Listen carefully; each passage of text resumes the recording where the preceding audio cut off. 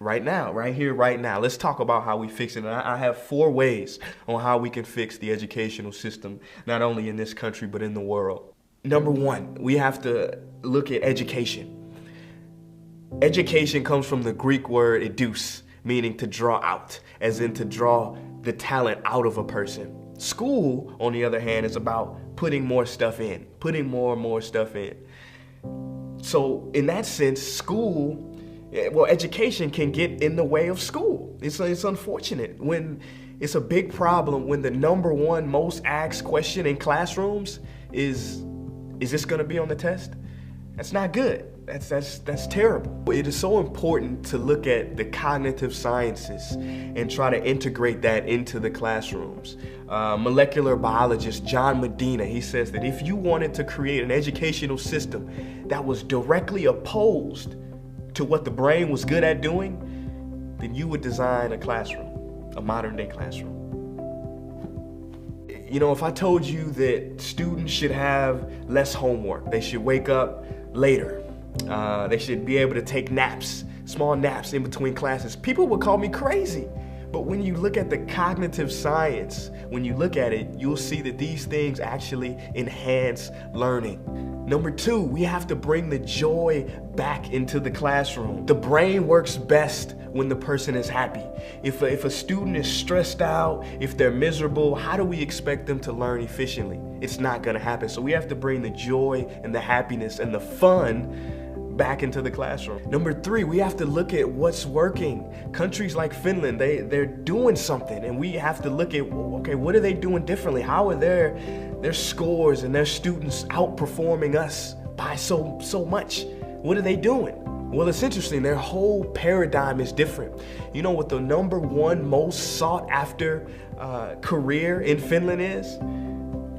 Teachers. You know, that Finland takes care of their teachers. Their teachers earn 2.5 times that of what American teachers earn. And they have more rigorous standards. You need a master's degree and experience teaching before you can become a teacher in Finland. Here, you don't need that. And lastly, we need a more individualized approach. See, every child has a gift inside of them. You know, a lot of people say, oh, I want my kid to go to a gifted school. There are gifted schools. Every child is gifted. It's about us trying to draw that gift out of them. You know, I always say, what if the cure for cancer exists in a child right now, sitting in the back of somebody's classroom, not being engaged, not motivated, not raising their hand. But the cure for cancer exists inside of them. And if that potential, if that idea was tapped into, it could save billions of lives. But right now, they're just fish being judged by how well they can climb a tree. All right, so last thing I want to tell you guys is this. These were some of the books that I used for research for my project of I Just Sued the School System. This one is called I Love Learning, I Hate School by Susan D. Bloom. This is an anthropology of college, amazing book. This one here is called Brain Rules, John Medina. This is a great book to not only help you understand yourself, but also a lot of teachers, I think, would find it useful in their class to use some of these techniques in their classroom. And this one, probably the most dangerous book of all, by this guy, John Taylor Gatto, An Underground History of American Education.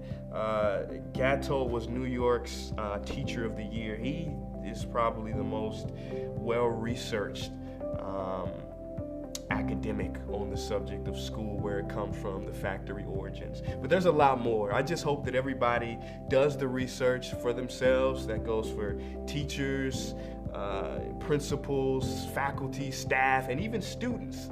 Very important for us all to learn more and more about how we can change this educational system in this country and around the world. My name is Prince EA, and peace.